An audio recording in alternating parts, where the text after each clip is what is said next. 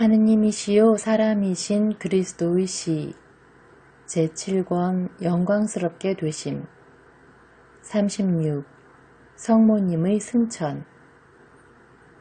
며칠이 지났을까? 이것을 정확히 말하기는 어렵다. 생명이 없는 육체 둘레에 화관을 이루고 있는 꽃들을 가지고 판단한다면 몇 시간이 지났다고 말해야 할 것이다. 그러나 싱싱한 꽃들을 받치고 있는 올리브 나뭇잎들이 시들었고 궤뚜껑 위에 유물들처럼 놓여있는 다른 꽃들이 시들어 있는 것을 보고 판단하자면 벌써 여러 날이 지났다고 생각해야 할 것이다. 그러나 성모님의 시신은 숨을 막 거두신 때와 똑같다. 그 얼굴과 작은 손에 아무런 주검의 표도 없다. 또 방 안에는 불쾌한 냄새가 도무지 없다. 오히려 향과 백합꽃과 장미꽃과 은방울꽃과 여러 가지 산풀 섞인 막연한 향기가 감돌고 있다. 며칠째 밤샘을 하고 있는지 아는 요한은 피로를 못 이겨 잠이 들었다. 여전히 등 없는 의자에 앉아 옥상 정원으로 향한 문이 열려있는 곁의 벽에 등을 기대고 있다. 방바닥에 놓여있는 등잔 불빛이 그를 아래에서 올려 비추고 있어 눈물로 빨개진 눈 둘레만 빼놓고는 대단히 창백하고 피로한 그의 얼굴을 볼 수 있다. 약한 빛으로 인하여 옥상과 집을 에워싸고 있는 올리브 나무들을 볼 수 있으니까 이제 막 날이 새기 시작한 모양이다. 이 빛은 점점 더 강해지고 문으로 해서 방 안에까지 들어와 등잔에서 떨어져 있어 겨우 희미하게 볼 수 있던 방 안의 물건들까지도 더 분명히 보이게 한다. 갑자기 큰 빛이 방 안을 가득 채운다. 거의 인광과 같은 파란 빛을 띤 은빛이 도는 빛인데 그것이 점점 더 강해져서 새벽빛과 등잔 불빛을 보이지 않게 한다. 이 빛은 하느님이 탄생하실 때 베들레헴의 동굴을 가득 채우고 넘쳐 흘렀던 빛과 같은 빛이다. 그런 다음 이 천광 광채 속에 천사들의 모습이 보이게 되었는데 그것은 그러지 않아도 몹시 강한 처음에 나타난 빛보다도 한층 더 찬란한 빛이다. 천사들이 목자들에게 나타났을 때 벌써 있었던 것과 같이 천천히 움직이고 있는 천사들의 날개에서는 오색이 찬란한 불똥들이 춤을 추며 쏟아져 나오고 매우 기분 좋은 아르페지오로 연주하는 것 같은 듣기 좋은 소리가 흘러나온다. 천사들은 작은 침대를 화관과 같이 둘러싸고 그 위로 몸을 숙여 움직이지 않는 시신을 쳐들고 그들의 날개를 더 세게 흔들어 처음에 있던 소리를 더 크게 하면서 마치 예수의 무덤이 기적으로 열렸던 것과 같이 기적으로 지붕에 생긴 구멍으로 해서 그들의 모후의 시신을 모시고 간다. 그 몸은 지극히 거룩하기는 하지만 아직 영광스럽게 되지는 않아서 아직 물질의 법칙을 따르고 있다. 그리스도께서는 부활하셨을 때 벌써 영광스럽게 되어 계셨기 때문에 따르지 않게 되었던 물질의 법칙이었다.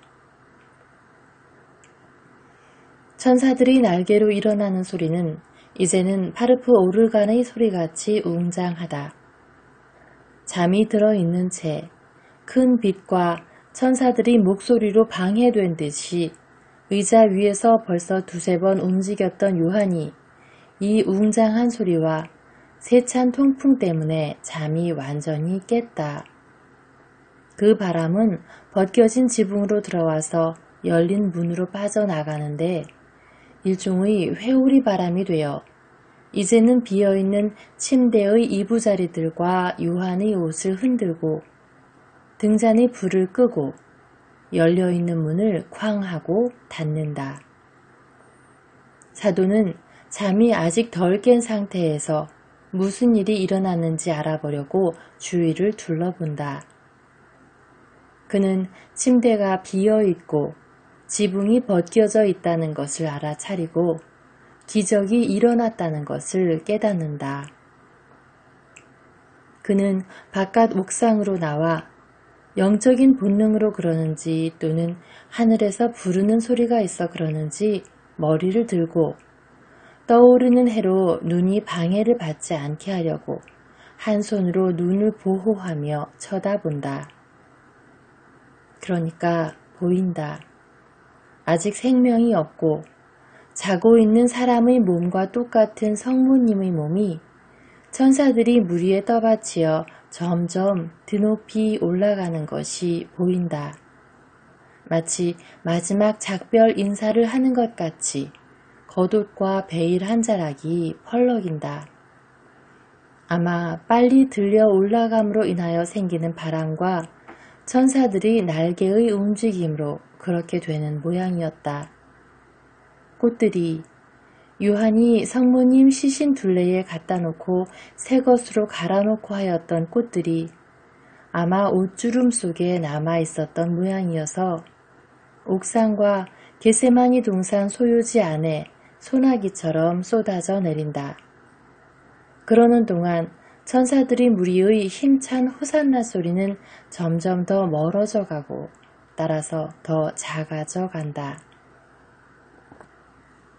요한은 하늘로 올라가는 그 몸을 계속해서 뚫어지게 쳐다본다.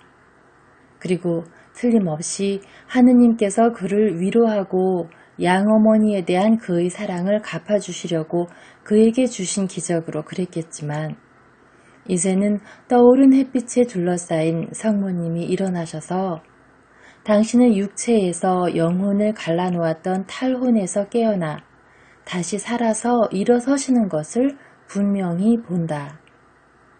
이제는 성모님도 이미 영광스럽게 된 육체 특유의 은혜를 누리시는 것이다.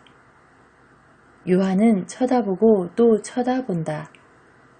하느님께서 그에게 주시는 기적은 이제는 하늘로 빨리 올라가시는 성모님이 호산나를 노래하는 천사들에 둘러싸여 계시지만 도움을 받지 않고 올라가시는 것을 자연의 모든 법칙을 거슬러 볼 수 있게 해준다. 요한은 어떤 사람의 펜으로도 어떤 인간의 말로도 어떤 예술작품으로도 결코 묘사하거나 표현할 수 없을 아름다운 이 광경을 보고 넋을 잃고 있다. 그것은 표현할 수 없을 만큼 아름다운 광경이다. 요한은 여전히 옥상의 낮은 벽에 기대서서 점점 더 높이 올라가는 하느님의 그 찬란하고 빛나는 모습을 계속 뚫어지게 쳐다본다. 성모님에 대하여 실제로 이렇게 말할 수 있는 것은 성모님이 강생하신 말씀의 본이 되시도록 티 없으시기를 원하신 하느님께서 유일하게 만드신 분이기 때문이다. 그리고 이것은 사랑이신 하느님께서 당신을 완전히 사랑하는 사람에게 주시는 마지막이요 최고의 기적이다. 그것은 지극히 거룩하신 어머니가 지극히 거룩하신 당신 아들과 만나시는 것을 보는 기적이다. 역시 찬란하게 빛나시고 이루 형언할 수 없을 만큼 아름다우신 아드님이 하늘에서 빨리 내려오셔서 어머니와 만나 가슴에 꼭 껴안으시고 두 천체보다도 더 빛나시며 예수께서 내려오셨던 곳으로 함께 가신다. 요한이 보는 광경은 끝났다. 그는 고개를 떨어뜨린다. 피로한 그의 얼굴에서는 성모님을 잃은 데에서 오는 슬픔과 성모님의 영광스러운 운명에서 오는 기쁨을 엿볼 수 있다. 그는 이렇게 말한다. 감사합니다, 하느님. 감사합니다. 저는 이런 일이 일어나리라고 예감하고 있었습니다. 그래서 성모님의 승천의 상세한 점 하나도 놓치지 않으려고 깨어 있으려고 했습니다. 그러나 저는 사흘 동안이나 잠을 못 잤습니다. 그래서 졸음과 피로가 마음 고통과 합쳐져서 바로 승천이 임박했을 때에 저를 쓰러뜨리고 눌렀습니다. 하느님, 그러나 아마 그 순간을 방치하지 말라고, 또 제가 그 때문에 너무 괴로워하지 말라고 당신이 그렇게 되기를 원하신 것이겠지요. 그렇습니다. 틀림없이 그렇게 되기를 원하셨습니다. 마치 방금 기적이 아니고서는 볼 수 없었을 것을 보게 해 주신 것과 같이 성모님이 비록 아주 멀리 계시고 영광스럽게 되시고 찬란해지셨는데도 마치 아주 가까이 계신 것처럼 또 뵐 수 있게 해 주셨습니다. 그리고 또 예수님도 다시 뵙게 해 주셨습니다. 감히 바라지 못했던, 바랄 수도 없었던 광경을 본 것입니다. 하느님이신 예수께서 당신의 요한에게 주신 선물 중의 선물입니다. 최고의 은총. 제 선생님이시요 주님이신 분을 다시 뵙다니, 당신 어머니 곁에 계신 주님을 뵙다니, 주님은 해와 같으시고 어머니는 달과 같으시며 두 분이 영광스러우시기 때문에도 그렇고 영원히 다시 결합하신 행복으로도 그렇고 일찍이 들은 일이 없을 만큼 찬란하신 것을 뵙다니, 천상 예루살렘의 가장 큰 천체이신 두 분이 빛나고 계신 지금 천상 낙원은 어떠하겠습니까? 천사들과 성인들 무리의 기쁨은 어떠하겠습니까? 어머니의 모든 마음 고통을 사라지게 하고 두 분의 모든 마음 고통도 사라지게 하는 일인 어머니와 아드님의 만남을 보는 것으로 인해서 얻은 기쁨이 어떻게나 큰지 제 마음 고통도 사라졌고 제 안에는 마음 고통 대신 평화가 자리 잡았습니다. 제가 하느님께 청했던 3가지 기적 가운데 2가지는 이루어졌습니다. 저는 성모님이 다시 살아나시는 것을 보았습니다. 그래서 제게 평화가 돌아온 것을 느낍니다. 저는 두 분이 영광 중에서 다시 결합하시는 것을 보았기 때문에 제 고민은 모두 사라졌습니다. 하느님, 이것을 위해 감사합니다. 그리고 대단히 거룩하더라도 역시 인간인 존재에게 있어서도 최후의 심판과 육신의 부활 후 죽을 때에 하늘로 올라간 영과 육신이 다시 합쳐져 하나가 된 다음 성인들의 운명이 어떻게 되는지를 볼 수 있게 해주신 것을 감사합니다. 저는 항상 선생님이 모든 말씀을 굳게 믿었기 때문에 제가 믿기 위해서 볼 필요가 없었습니다. 그러나 수백, 수천 년 뒤에 먼지가 되었던 육체가 다시 산 몸이 될 수 있다는 것을 의심할 사람이 많을 것입니다. 이 사람들에게 저는 그리스도께서만 하느님이신 당신의 능력으로 다시 살아나셨을 뿐 아니라 그분의 어머니도 그런 죽음도 죽음이라고 할 수 있다면 돌아가신 지 사흘 후에 다시 살아나셔서 그 영혼과 육신이 다시 결합하신 몸으로 하늘에 올라가 당신 아들 곁에 자리 잡으셨다고 가장 높은 것을 걸어 맹세하면서 말할 수 있을 것입니다. 저는 이렇게 말할 수 있을 것입니다. 그리스도인 여러분은 모두 세상 마칠 때에 육신이 부활하는 것과 영혼과 육신의 영원한 생명을 성인들에게는 지극히 행복하고 회개하지 않은 죄인들에게는 끔찍한 영원한 생명을 믿으시오. 예수님과 성모님이 거룩하게 사신 것과 같이 믿고 거룩하게 살아서 그분들과 같은 운명을 누리도록 하시오. 나는 그분들의 육체가 하늘로 올라가는 것을 보았습니다. 나는 이것을 여러분에게 증언할 수 있습니다. 언젠가 영원한 새 세상에서 영혼과 육신으로 태양이신 예수와 모든 별 중에서 가장 큰 별이신 성모님 곁에 있을 수 있게 의인으로 사시오 하고, 하느님 다시 감사드립니다. 그리고 이제는 어머니에게서 남은 것을 거두겠습니다. 어머니 옷에서 떨어진 꽃들, 침대에 남아있는 올리브 나뭇잎들을 거두어 보관하겠습니다. 모든 것이 소용이 될 것입니다. 그렇습니다. 제가 헛되이 기다렸던 제 형제들을 돕고 위로하는 데에는 모든 것이 소용될 것입니다.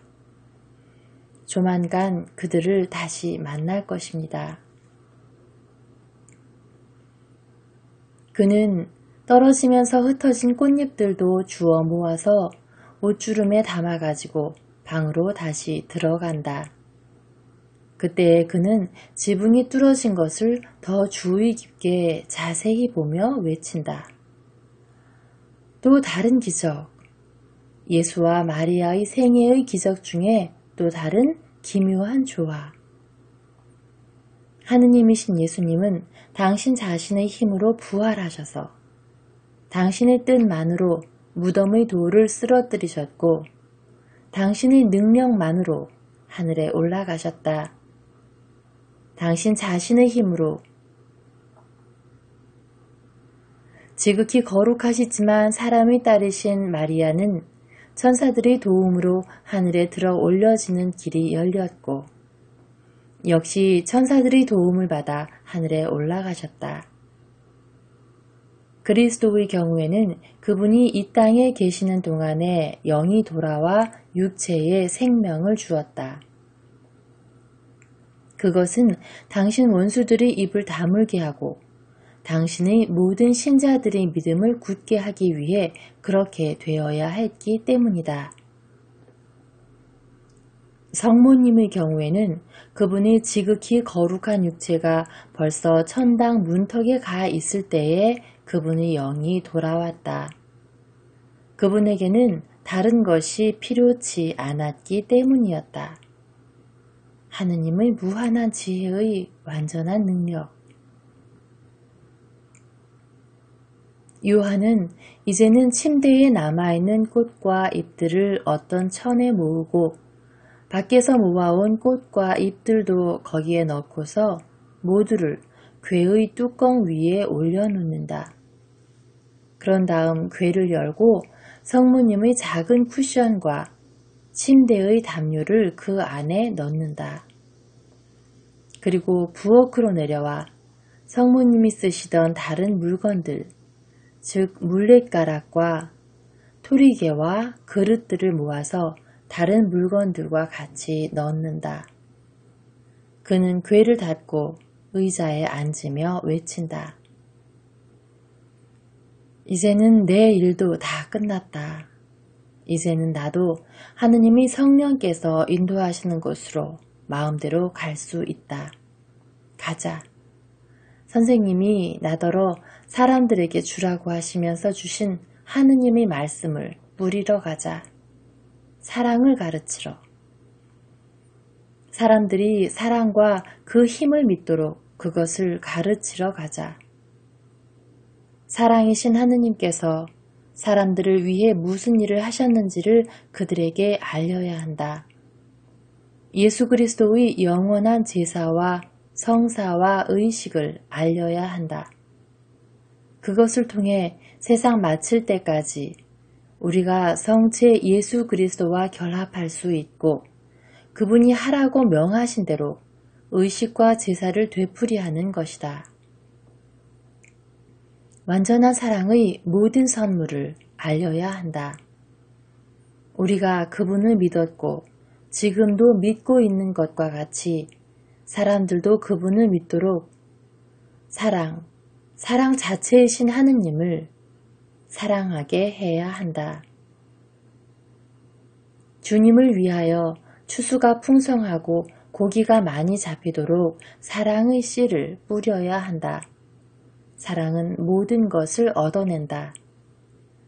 성모님은 사도들이 무리 가운데에서 베드로를 성급한 사람으로, 안드레아를 온화한 사람으로, 아페오의 아들들을 고상한 태도와 더불어 성덕과 지혜를 가진 사람으로 규정하신 것처럼 나를 사랑하는 사람, 더할 나위 없이 사랑하는 사람으로, 증오 자체였던 가리오 사람과 정반대되는 사람으로 옳게 규정하셨는데, 그런 나에게 마지막으로 하신 말씀 가운데 이렇게 말씀하셨다.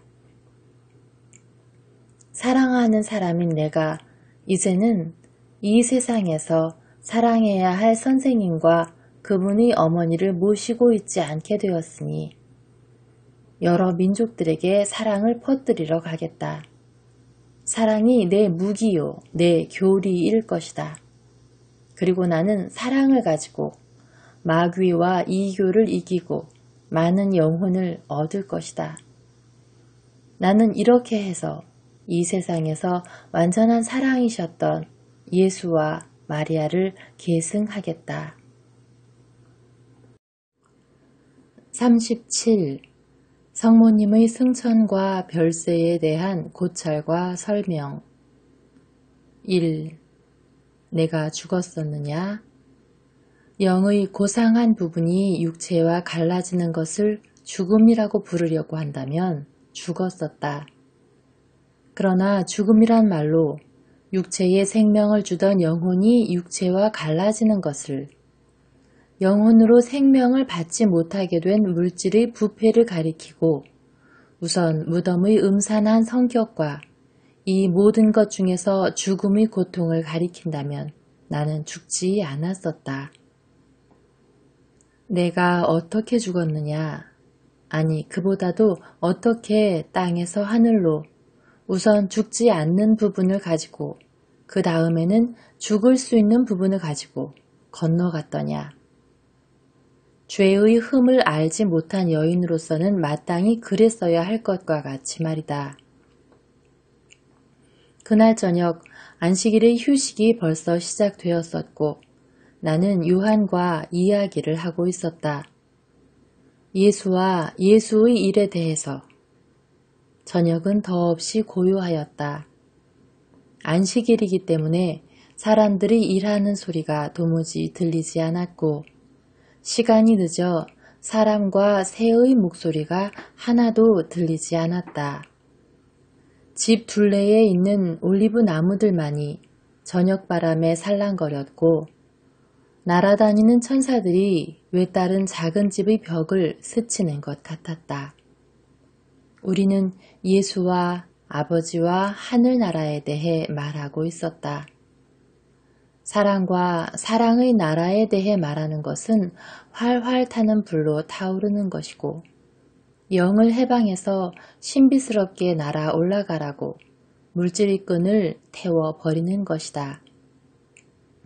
그런데 그 불이 하느님께서 인간들을 당신을 섬기라고 이 세상에 보존해 두시기 위해서 정해놓으신 한계 안에 있으면 사람이 살고 불타면서 그 뜨거운 불길 속에서 생명이 다하지 않고 생명의 완성을 얻어낼 수 있다. 그러나 하느님께서 그 한계를 치우시고 하느님의 불이 마음대로 뚫고 들어가 영을 아무런 제한 없이 그에게로 끌어들이게 내버려 두시면 그때에는 영도 제한 없이 사랑에 응해서 물질과 갈라져 사랑이 끌고 청하는 곳으로 날아간다. 그러면 귀양살이가 끝나고 고향으로 돌아가는 것이다. 그날 저녁 내 영의 억제할 수 없는 열정과 한없는 활기에 어떤 아늑한 무기력과 물질에서 그를 둘러싸고 있는 것에 멀어진다는 신비로운 감정이 겹쳐졌다. 지성은 한층 더 생생하게 추리하며 하느님의 광휘 속으로 빠져들어갔는데 말이다. 내 외아들의 뜻에 따라 내 양자가 된 때부터 내 모든 행동을 다정스럽게 조심성 있게 보아온 요한은 침대에서 쉬라고 조용히 권하고 기도를 하면서 나를 지켰다.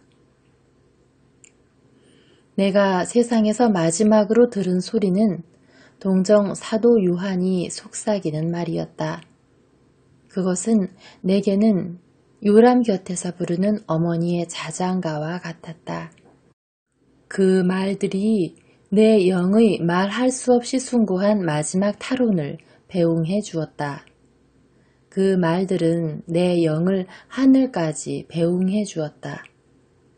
이 감미로운 신비의 유일한 목격자인 요한은 내 옷과 베일을 바꾸지 않고 내 몸을 씻지도 않고 향유를 바르지도 않고 내 흰 겉옷으로 싸서 혼자서 정돈했다.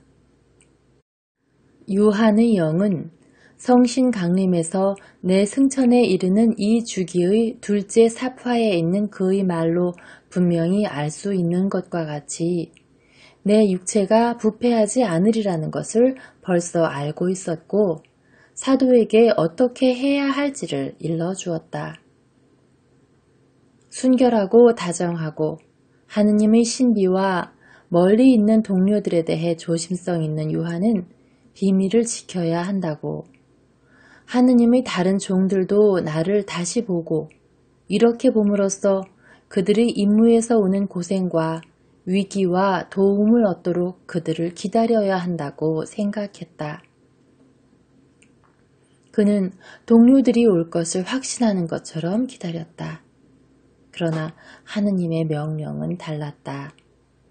그 명령은 언제나 그런 것처럼 사랑받는 제자에게는 좋은 것이었고 모든 믿는 이에게는 언제나 그런 것과 같이 올바른 것이었다. 사랑받는 사도에게는 하느님께서 눈꺼풀을 무겁게 하셔서 잠으로 인해서 내 육체를 빼앗아가는 것을 보는 지극한 고통을 당하지 않게 하셨다. 또 믿는 이들에게는 또 한 가지 진리를 주셨는데 그것은 그들에게 육신의 부활과 의인들에게 주시는 영원하고 복된 생명의 보상을 믿게 하시려는 것이었고 신약의 가장 강력하고 가장 기분 좋은 진리인 내 원죄 없는 잉태와 동정녀로서 하느님이 어머니가 된 내 모성을 믿게 하시려는 것이었고 육체의 의욕으로 태어나지 않고 하느님과의 혼례로 그리고 내 태중에 넣어진 하느님의 씨에서 태어난 참 하느님이요 참 사람인 내 아들의 천주성과 인성을 믿게 하시려는 것이었고 끝으로 하늘에는 의인과 죄인 모두에 대하여 염려하는 사랑으로 두근거리고 모두를 복된 고향에서 영원히 데리고 있기를 갈망하는 사람들이 어머니인 내 마음이 있다는 것을 믿게 하시려는 것이었다. 천사들이 나를 작은 집에서 데리고 나왔을 때 내 영이 벌써 내게 돌아와 있었느냐? 아니다. 내 영은 이 땅에 다시 내려오지 않게 되어 있었다. 하느님의 옥좌 앞에서 흠숭을 하고 있었던 것이다. 그러나 세상과 귀양살이의 곳, 하나이시오 세 위이신 내 주님과 갈라져 있게 하는 때와 장소가 영원히 버려졌을 때 내 영은 내 영 가운데로 돌아와 찬란하게 빛나며 육체를 잠에서 끌어냈다. 그러므로 내가 육신과 영혼으로 하늘에 올라간 것은 예수의 경우와 같이 나 자신의 힘으로 한 것이 아니라 천사들이 도움을 받아서 그렇게 한 것이다. 나는 그 불가해하고 신비로운 잠에서 깨어나 일어났고 마침내 내 육체는 영광스럽게 된 육체들이 완전을 얻었었기 때문에 날아갔다. 그리고 나는 사랑했다. 나는 다시 만난 내 아들을 사랑했고 하나의 시요 세 위이신 내 주님을 사랑했다. 영원히 사는 모든 인간의 운명이 그런 것과 같이 나는 주님을 사랑했다. 2. 그의 최후가 왔을 때 내 어머니 마리아는 모든 향기를 발산한 다음에 별 아래에서 몸을 구부리고 꽃받침을 닿는 기진맥진한 백합꽃처럼 침대에 누워 하느님에 대한 마지막이고 차분한 명상에 잠기려고 둘레에 있는 모든 것을 보지 않으려고 눈을 감으셨다. 마리아의 수호천사는 하느님의 명령이 정한 시간에 절박한 타론이 그 영을 육체에서 분리시키고 땅에서 영원히 분리시키기를 초조히 기다리며 그 쉬는 모습을 들여다보고 있었는데 그때 벌써 하늘에서는 하느님의 다정스럽고 매력 있는 명령이 내려오고 있었다. 한편 이 세상의 천사인 요한도 이 신비로운 휴식을 들여다보며 떠나려는 어머니를 지키고 있었다. 그리고 어머니가 숨을 거두신 것을 보고는 속되고 호기심 많은 눈을 피해서 죽음을 초월하여 그렇게도 아름답고 조용하게 주무시는 하느님의 티없는 정배요 어머니로 그대로 계시도록 또 지켰다. 토마가 마리아의 유골 항아리를 다시 열었더니 꽃밖에 없더라는 전설이 있다. 그러나 이것은 순전히 전설이다. 어떤 무덤에도 마리아의 시체가 들어있지 않았었다. 인간적인 의미로는 마리아의 시체가 결코 없었다. 그것은 마리아가 생명을 가진 누구나가 죽는 것 같이 돌아가지 않으셨기 때문이다. 어머니는 다만 하느님의 명령으로 영과 갈라졌을 뿐이었고 당신을 앞서간 영과 더불어 그의 지극히 거룩하신 육체가 다시 결합한 것이다. 황홀이 끝나면, 즉 영이 정상 상태로 돌아오면 타론도 끝나는 일반적인 법칙과는 반대로 이 경우에는 마리아의 육체가 죽음의 침대에 오래 머물러 있은 후에 영에게 돌아온 것이다. 하느님께서는 무엇이든지 하실 수 있다. 나는 내 능력 말고 다른 도움 없이 무덤에서 나왔다. 마리아는 나에게로, 하느님께로, 하늘로 소름 끼치고 음산한 부패가 있는 무덤을 거치지 않고 왔다. 그것은 하느님이 가장 눈부신 기적의 하나였다. 에녹과 엘리야가 주님께 소중한 사람들이었기 때문에 죽음을 경험하지 않고 이 세상에서 없어져서 하느님만이 아시고 하늘에 사는 주민들만이 아는 어떤 다른 곳으로 옮겨진 것을 생각하면 사실은 유일한 기적은 아니다. 그들은 의인들이기는 하였다. 그러나 성덕이 하느님께만 떨어지는 내 어머니와 비교하면 그래도 아무것도 아닌 사람들이었다. 그렇기 때문에 마리아의 시체와 무덤의 유물은 없다. 마리아는 무덤을 거치지 않았고 그의 육체는 하늘로 올려졌기 때문이다. 3. 내 아들을 잉태한 것은 황홀한 일이었고 아들을 낳은 것은 더 황홀한 일이었으며 내가 세상에서 하늘로 건너가는 것은 황홀한 가운데에서 가장 황홀한 것이었다. 수난 동안만 아무런 황홀도 내 혹독한 고통을 참아 견딜 수 있게 하지 못했다. 내가 거기서 하늘로 올라간 그 집도 예수와 그의 어머니에 대한 라자로의 수많은 선심 중의 하나였다. 예수가 승천한 곳 가까이에 있는 겟세마니 동산의 작은 집이었다. 그 집의 흔적을 찾으려고 해도 소용없다. 로마인들에 의해서 예루살렘이 파괴될 때에 그 집도 황폐하게 되었고 그 잔해도 세월이 흐르는 동안 흩어져 버렸다. 4. 내 아들의 탄생이 내게는 하나의 탈원이었고 그 시간에 내가 붙잡혀 들어간 하느님 안에서의 황홀에서 내 아기를 품에 안고 나 자신과 이 땅에 돌아온 것과 같은 모양으로 부적당하게 내 죽음이라고 부르는 것도 하느님 안에서의 황홀이었다. 성신 강림날 아침의 그 찬란한 빛 가운데에서 내가 받았던 약속을 믿고 나는 사랑이 나를 그 안으로 빼앗아 가려고 마지막으로 오는 순간이 가까워진 것이 나를 항상 불사르고 있던 사랑의 불이 더 커지는 것으로 나타나게 될 것이라고 생각했었다. 그런데 내 생각이 틀리지 않았었다. 내 쪽에서는 나이 먹어갈수록 영원한 사랑 속에 혼합되기를 바라는 소원이 내 안에서 더 커지고 있었다. 내게 그런 소망을 품게 하는 것은 내 아들과 다시 결합하기를 갈망하는 내가 하느님의 옥좌 아래에 사람들을 위하여 기도하고 영험이 있는 사람으로 있을 때에야 비로소 그 어느 때보다도 그들을 감정을 가지고 내 영혼의 온 힘을 기울여 하늘을 향해 부르짖곤 했다. 주 예수 오세요. 영원한 사랑 오세요 하고 내게는 목이 타는 꽃에 내리는 이슬과 같은 성체가 내게 생명이었던 것은 사실이다.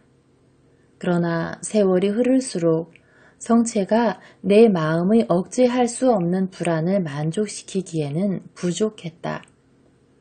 이제는 거룩한 빵과 포도주의 형상으로 하느님이 내 아들을 받아 마치 내 동정녀의 몸 안에 그를 가졌던 것과 같이 내 안에 지니는 것으로는 충분치 않게 되었다. 나 자신 전체가 하나의 시요 세 위이신 하느님을 원했다. 그러나 이루 말할 수 없는 신앙의 신비를 감추려고 내 예수가 택한 베일 속에 가려진 분으로가 아니라 하늘 한가운데에 전에도 계셨고 지금도 계시고 미래에도 계실 그대로의 하느님 뵙기를 원했다. 내 아들 자신도 성체의 격정 속에 무한한 갈망의 포옹으로 나를 불타오르게 하고 그의 사랑의 힘으로 내 안에 올 때마다 말하자면 내 영혼을 첫 번 격정 속으로 빼앗아가고 그 다음에는 무한히 다장스럽게 어머니 하고 나를 부르면서 그대로 있었다. 그래서 나는 내 아들도 나를 그의 곁에 두고 싶어 견딜 수 없어 한다는 것을 느꼈다. 나는 더 이상 다른 것을 바라는 것이 없게 되었다. 나는 이 세상에서 산 마지막 시기에는 새로 태어난 교회를 보호할 욕망조차 가지고 있지 않았다.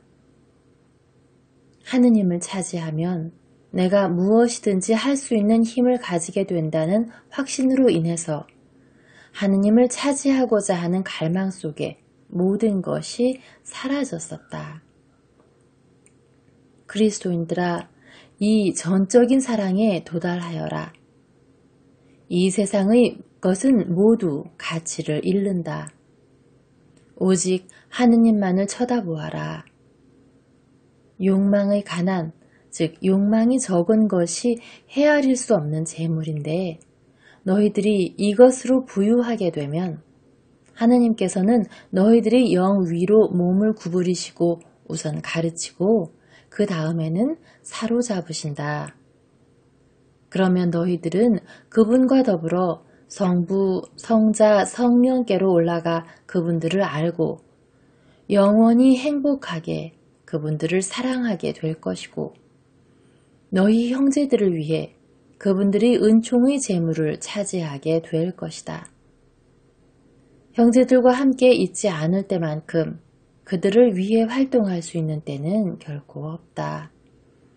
그러나 그렇게 되려면 하느님의 빛과 결합한 빛이 되어야 한다.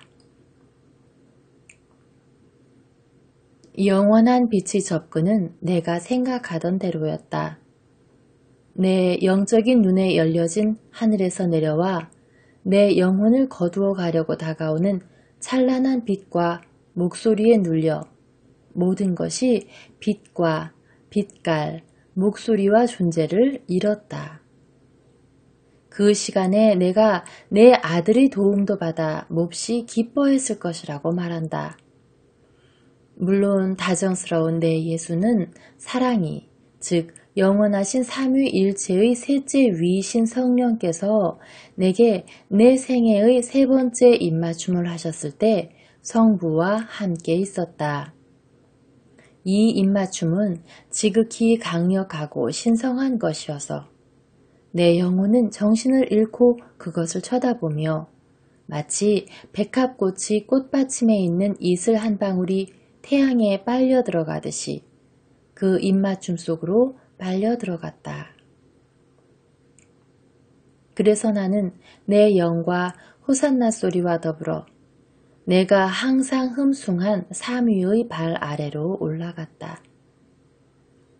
그런 다음 불빛깔 거미발에 물린 진주처럼 내가 하늘에 태어나는 영원한 날, 나를 보조하려고 온 천사들이 무리해서 처음에는 도움을 받고 그 다음에는 그들이 앞장을 서서 내 예수가 하늘 문턱에서부터 기다리고 또 세상에 있을 때의 내 의인 남편과 우리 민족의 왕들과 족장들 그리고 최초의 성인들과 순교자들이 문지방에서 기다리는 가운데 끝없는 기쁨의 나라로 들어갔다.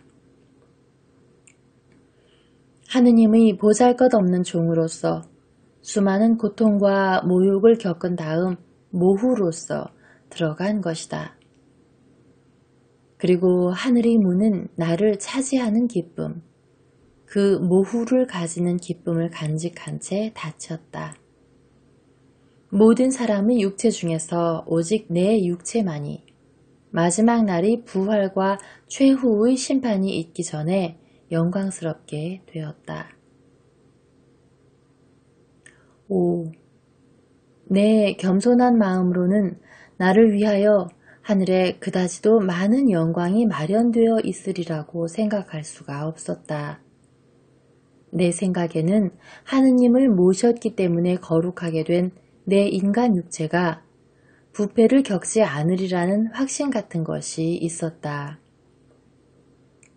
그것은 하느님이 생명이시고 또 하느님께서 어떤 피조물에 당신 자신을 넘치도록 가득 채우시면 그 행동이 죽음이 부패를 막는 향유 같기 때문이다. 나는 티 없는 채로 남아있고 순결하고 생산력이 있는 포옹으로 하느님과 결합했을 뿐만 아니라 내 태중에 숨어서 인간의 육체로 당신을 감싸는 데 골몰하고 계신 천주성의 발로가 내 비극의 깊은 은밀한 곳까지 가득 차 있었다. 그러나 인자하신 영원한 분께서 당신 여종에게 내 아들의 손의 접촉을 내 지체에 다시 느끼고 그의 포옹과 입맞춤을 다시 받고 내 귀로 그의 목소리를 다시 듣고 내 눈으로 그의 얼굴을 보는 기쁨을 마련하셨으리라는 것은 그런 일이 내게 주어지리라고는 생각하지 못했었고 바라지도 않았었다. 이 지복이 내 영에 주어진 것만으로는 내게는 충분했고 그곳으로 벌써 내 자아는 지극히 행복이 가득 찼을 것이다. 그러나 창조주이신 그분에 의해 지상 낙원에서 죽지 않고 천상 낙원, 즉 영원한 나라로 건너가도록 운명 지어진 사람에 대해서 창조하실 때 처음 가지셨던 당신 생각을 입증하기 위하여 하느님께서는 티 없는 내가 이 세상의 생명이 끝나자마자 영혼과 육신을 가지고 하늘에 올라가기를 원하신 것이다. 나는 하느님께서 사람에 대해 생각하시고 원하시는 것을 말하는 증언이다. 그것은 잘못을 모르는 죄 없는 생활을 하고 나서 어떤 사람이 집의 문지방을 넘어 궁궐에 들어가는 것처럼 이 세상의 생명에서 영원한 생명으로 조용히 건너가는 것이었다. 사람은 하느님께서 그에게 주신 그의 자아의 완전을 하느님의 생각으로는 하느님과 은총에 충실한 채로 있는 모든 인간이 가지게 되어 있는 육체와 영의 전적인 완전으로 더 증가시키면서 물질적인 육체와 영적인 영혼으로 이루어진 그의 전체를 가지고 땅에서 하늘로 건너갔을 것이다. 이 완전을 사람은 하늘에 있으면서 그것을 가득 채우는 충만한 빛, 하늘을 비추는 영원한 태양이신 하느님에게서 오는 충만한 빛 속에서 달성했을 것이다. 하느님께서는 육신과 영혼으로 하늘의 영광 속에 올라간 나를 성조들과 예언자들과 성인들 앞에 천사들과 순교자들 앞에 세워놓으시고 말씀하셨다. 여기 창조주의 완전한 작품이 있다. 여기 내가 사람들이 모든 자식들 중에서 가장 참되게 나를 닮은 모습으로 창조한 것이 있으니 하느님이 창조한 것 중에서 걸작품이며 우주는 경이이다. 우주는 오직 한 존재 안에 하느님과 같이 영원하고 하느님과 같이 영적이고 지적이고 자유롭고 거룩한 영 안에는 하느님다운 것을 지니고 육체 중에서 가장 거룩하고 가장 죄 없는 육체 안에는 물질적인 피조물을 지니고 있는 것을 보며 이 앞에서는 우주의 3계에 있는 모든 다른 생물이 몸을 굽혀야 한다. 여기 사람에 대한 내 사랑의 증거가 있으니 나는 사람에게 완전한 인체와 내 나라 안에서 영원한 생명을 누리는 복된 운명을 주고자 하였다. 여기 사람에 대한 내 용서의 증거가 있으니 나는 삼위일체의 사랑의 의지로 사람에게 그의 신분을 회복하고 내 눈앞에서 다시 만들어지도록 허락하였다.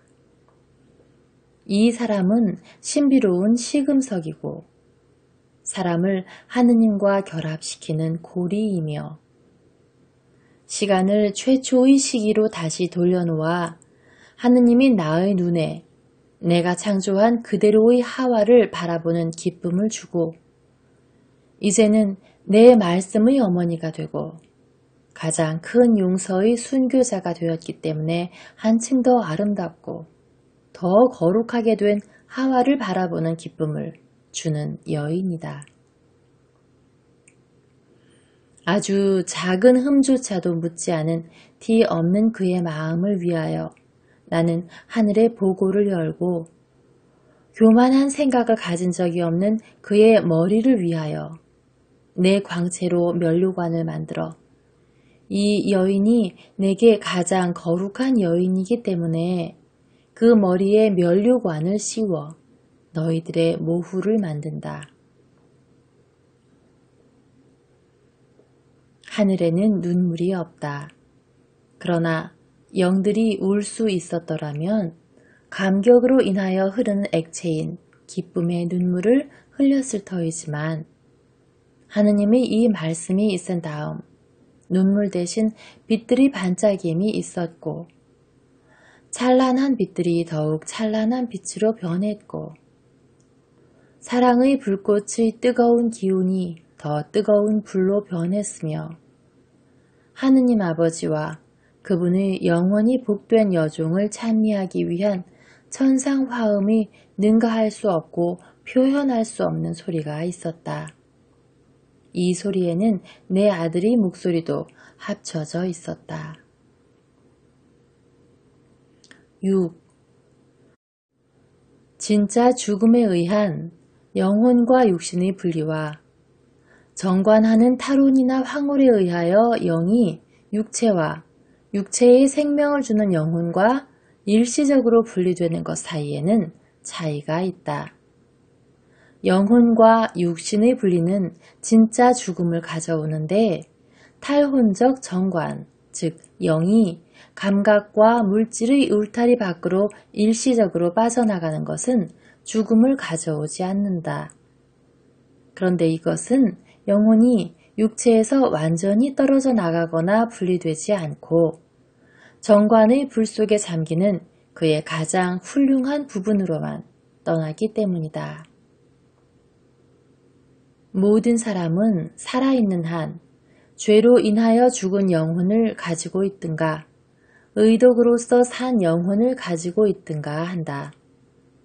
그러나 하느님을 크게 사랑하는 사람들만이 참된 관조에 이를 수 있다.